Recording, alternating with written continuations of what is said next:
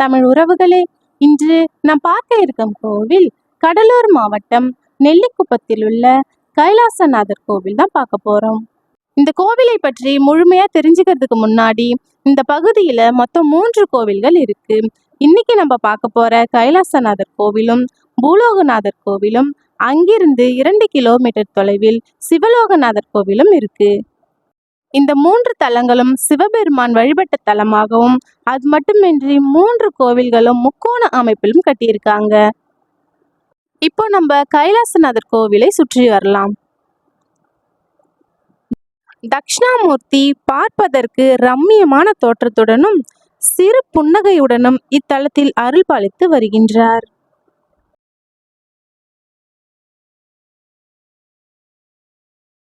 கருவறை சுவரை சுற்றி அமைந்துள்ள கோஷ்டத்தில் விநாயக பெருமான் அருள்பாலித்து வருகின்றார். இந்த கோவில் 1400 ஆண்டுகள் பழமை வாய்ந்த கோவில். இந்த கோவில்ல இன்னொரு சிறப்பு இருக்கு. அது என்னன்னா, கடலூர் திருப்பாதிரிப்புலியூர் பாடலீஸ்வரர் கோவிலும், இப்போ நம்ம பார்த்துக்கிட்டு இருக்கிற நெல்லிக்குப்பம் கைலாசநாதர் கோவிலும், பன்ருட்டி திருவதிகை ஸ்ரீ வீரட்டானேஸ்வரர் கோவிலும், இந்த 3 கோவில்களும் ஒன்றுக்கொன்று 12 கிலோமீட்டர் தொலைவில் பல்லவர்களால் கட்டப்பட்டது. மகேந்திரவர்மனால் கட்டப்பட்ட கோவில்கள். இதுல இன்னொரு சிறப்பு என்னன்னா, இந்த 3 கோவில்களையும் எப்படி தரிசனம் செய்வது என்று நினைச்சீங்கன்னா கவலையே வேண்டாம். நம்ம சேனல்ல 3 கோவில்களையும் பதிவிட்டுள்ளோம். இதுவரை பார்க்காதவர்கள் பார்த்து எம்பெருமான் ஈசனின் அருளை பெறுக. சிறு பிள்ளை போல சிறிய அழகிய லிங்கமாக காசி விஸ்வநாதர் வீற்றிருந்து அருள்பாலிக்கின்றார். பல்லவர்களால் கட்டப்பட்ட இத்திருக்கோவில் சோழர்கள் மற்றும் நாயக்கர்களால் பொலிவூட்டப்பட்டிருக்கிறது.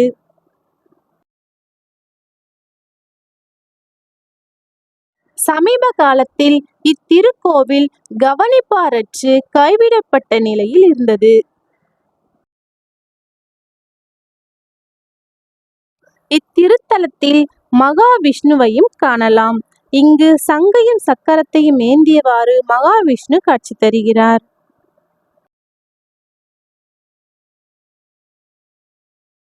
ஆயிரத்தி 400 ஆண்டுகால பொக்கிஷமான இத்திருக்கோவில் மிகவும் சிதலமாகி வழிபாடு இழந்த நிலையில் இருந்தது. தற்பொழுது நெல்லிக்குப்பம் பகுதிவாசிகள் புனரமைத்து இழந்த பொலிவுடன் மீட்க முயற்சிகள் எடுத்து வருகின்றனர்.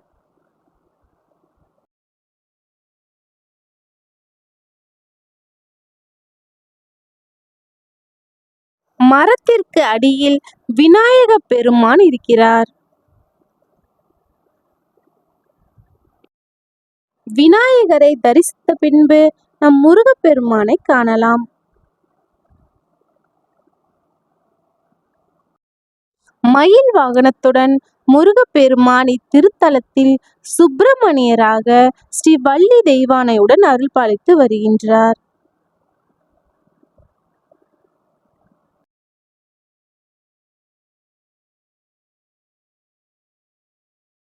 இத்திருக்கோவிலில் விக்ரம சோழன் காலத்து கல்வெட்டுக்களும் 1ஆம் ராஜேந்திர சோழன் காலத்து கல்வெட்டுக்களும் உள்ளது.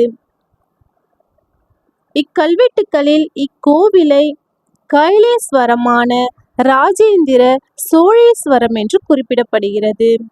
அது மட்டுமின்றி நெல்லிக்குப்பம் கல்வெட்டுக்களில் ராஜராஜ வளநாட்டு சோழவள்ளி நல்லூர் என்றும் குறிப்பிடப்பட்டுள்ளது.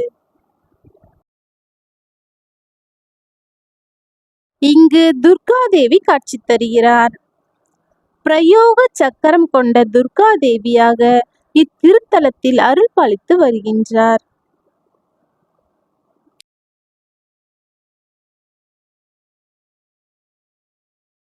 அருகிலேயே சண்டிகேஸ்வரரும் அருள் பாலித்து வருகின்றார்.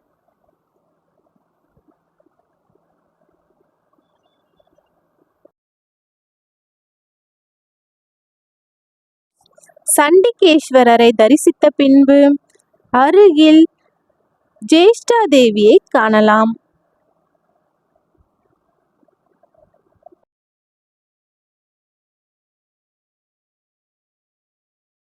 ஜேஷ்டாதேவி தரிசனம் செய்த பின்பு அருகில் சிறிய படிக்கட்டு இருக்கிறது. படிக்கட்டு மூலமா ஏறி போயிட்டு நம்ம மேல என்ன இருக்குன்னு பார்க்கலாம். இது கோவிலின் மேல் தளம். இங்கிருந்து நம்ம கோபுர கலசத்தை அருகிலே பார்க்கலாம்.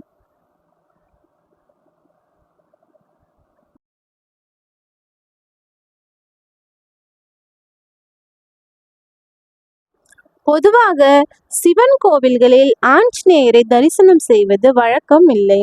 ஆனால் இந்த திருக்கோவிலில் கோவிலை சுற்றியுள்ள பிரகாரத்தில் வீர ஆஞ்சநேயர் இருக்கிறார்.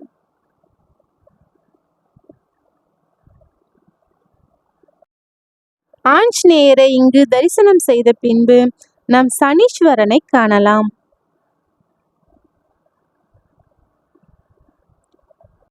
பிரதோஷத்தின் மகிமையை இங்கு அழகா கொடுத்திருக்காங்க. ஒவ்வொரு கிழமைகளிலும் வரும் பிரதோஷத்திற்கு ஒவ்வொரு பலன்கள் உண்டுன்னு இங்க தெளிவா கொடுத்திருக்காங்க. வேணுன்றவங்க பார்த்து படிச்சு தெரிஞ்சுக்கோங்க. பைரவரும் இத்தலத்தில் அருள் பாலித்து வருகின்றார். பிரதோஷ தினங்களில் ஒவ்வொரு கிழமைகளுக்கும் ஒவ்வொரு பலன்கள் உண்டோ அதுபோல நந்தி பகவானுக்கு அபிஷேகம் செய்வதிலும் ஒவ்வொரு பொருளுக்கும் ஒவ்வொரு பலன்கள் உண்டு. நந்தி பகவானுக்கு என்னென்ன பொருட்கள் வைத்து அபிஷேகம் செய்தால் என்ன பலன் கிடைக்கும் என்று இங்க அழகா கொடுத்திருக்காங்க. இத்திருத்தலத்தில் இறைவனுக்கும் இறைவிக்கும் தனித்தனி கொடிமரங்கள் உண்டு. நந்தி பகவானை தரிசித்த பின்பு நம் அகிலாண்டேஸ்வரி அம்மனை தரிசிக்கலாம்.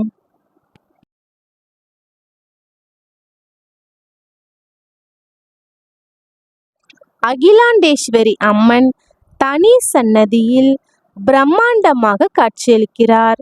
6 அடிக்கு மேல் உயரம் கொண்ட அம்பாள் இத்திருத்தலத்தில் இரக்கத்தை வெளிப்படுத்தும் விதமாக அருள் பாலித்து வருகின்றார்.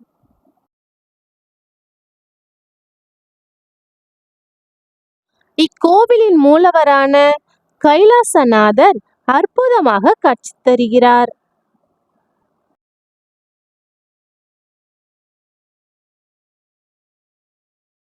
இறைவனின் லிங்க திருமேனி வழுவழுப்பான அழகிய தோற்றத்துடன் உள்ளது.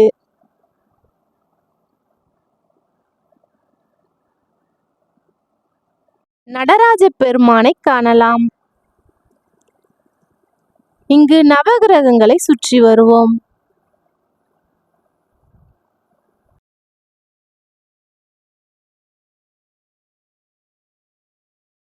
கோவிலில் உள்ள தூண்களில் கல்வெட்டுக்கள் பொறிக்கப்பட்டுள்ளது.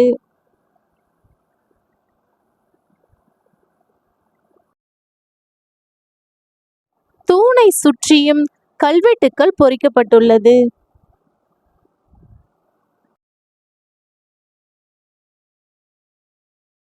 நான் ஏற்கனவே சொல்லியிருந்தேன் இல்லையா, குந்தவி நாச்சியாரை பற்றிய கல்வெட்டுக்கள் இதுதான்.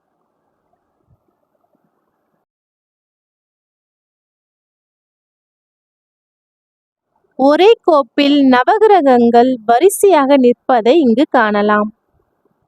இந்த கோவில் திறந்திருக்கும் நேரம் காலை 6 மணி முதல் 10 மணி வரை திறந்திருக்கும். மாலை 5 மணி முதல் 7 மணி வரை திறந்திருக்கும்.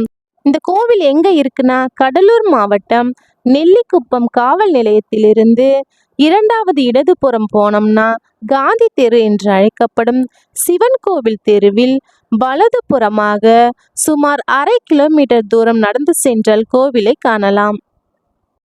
மீண்டும் வேறொரு பதிவில் சந்திப்போம். நன்றி.